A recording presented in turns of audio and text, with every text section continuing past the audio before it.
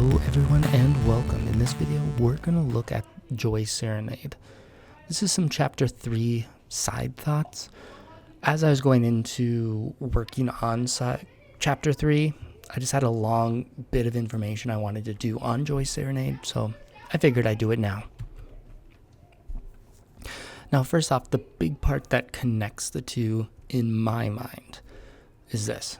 The quote that's this treasure box, like all 5 boxes Seth has made for us, is also a puzzle box. There are 7 actions required to open it. So could these 7 actions be the 7 stanzas of Joy's Serenade? Again, I'm not 100% sure. I don't even know what the 7 actions would be if that is the case.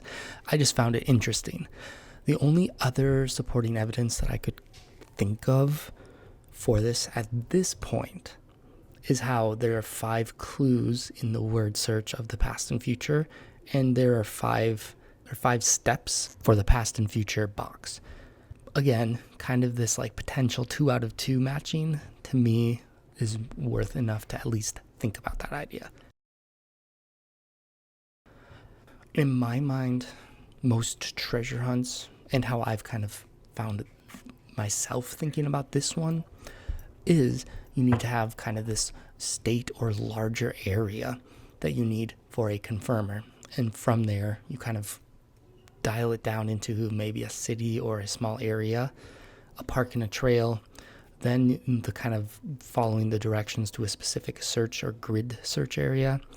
And, you have to do boots on the ground in said area. I mean, again, you can do boots on the ground on any point, but that you need to be on the ground in order to look for it. In this, it's kind of looking for that larger state or like large area. Again, in the other ones, it seems that he kind of put hints or just blatantly said it's on the Appalachian Trail or it's in the Rocky Mountains or this road trip. He kind of started that with some of the other ones. For this one, the largest share, looking into the Joy Serenade details, of course, you got to get some spreadsheets going.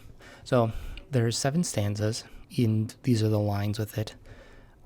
Honestly, you can, use this if it's helpful. I didn't personally find anything like, oh, that's interesting.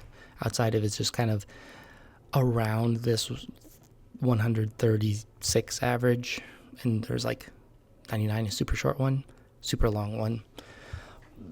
Those are kind of the biggest insights that you can get from this, but figured to throw it in because, spreadsheets.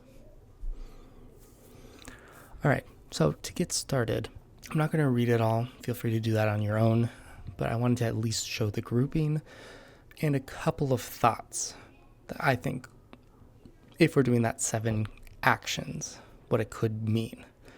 And I have another slide on this to kind of go through these underlining portions and stuff, but what if these do match? Now, first off, if those steps was to create a roadmap, again, kind of in that larger area, focusing and drilling down into a more specific area.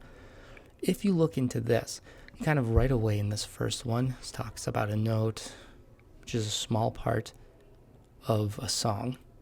Molten tone of a tune, rest inside of us. We have to follow a treasure to hold that we may find in music in a poem.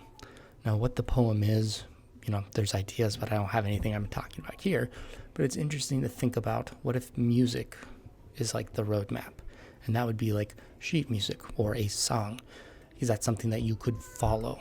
And all musicians would be following that themselves. Kind of a potential connection, might be grasping at straws, let you decide. For 2, it was that readying ourselves as much as possible to put our planning into action, to not wing it. And thinking about music, that would be practicing. You practice the song, you study it, you kind of get your part. You kind of figure out what way you're going to go or what instruments and, when you're starting and stopping. So reading it, the conductor is the trace of a baton through the air gives direction, while the coda is incomplete. There's flutter of excitement all around. There's some musical aspects there, enough that you could be like, it could be. It's not necessarily strong, but figured share that. Just kind of interesting. Now, let's kind of go into some of the notes that I had that I wanted to point out here. There's, of course, many more things in here. I wanted to just at least specify this. So there's a few musical components, and that's kind of in the yellowish gold. There's kind of these just thoughts that I've had, and then potential ranges that could be found. So one thing is Joy's Serenade. It's a piece of music sung and played in open air. This is just the Google basic, typically by a man at night under the window of his lover, which I guess kind of that classic, play a song and lots of movie tropes or whatever. Coda would be the ending, so the concluding passage of the piece or movement. So that could be like the end is incomplete, perhaps that the treasure isn't found, or the kind of final steps. There's excitement as you get closer to that end. But here, you can take your own path. An X leads the way. I didn't specify that, but could that be the X in the cover or X in the book? And then the following shimmers circles of gold, perhaps the 4 smaller box coins. Now, down there, one of the things is pike. Could be like the pike stick or fence, or is it the northern pike fish? But that was a range that I thought interesting to check out. He talks about shady oaks. Could that be oak trees? And perhaps can you use a range like there is going to be pike fish around oak trees in range. Then when close, the haiku curls a little further.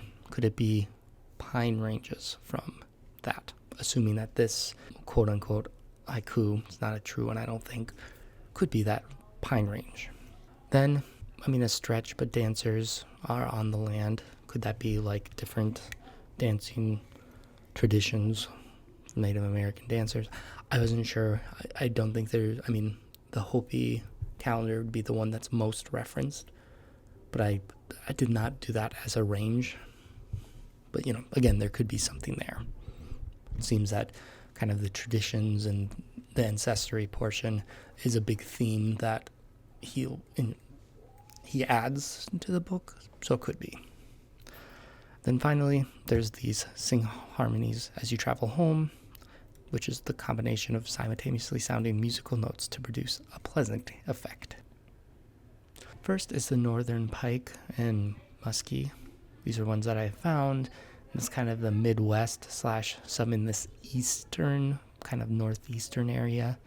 Next is the oak. And you can kind of see this is more in the east, like some in the Midwest, but mostly in the south or southeast and very much not the west area, except for a little bit in California.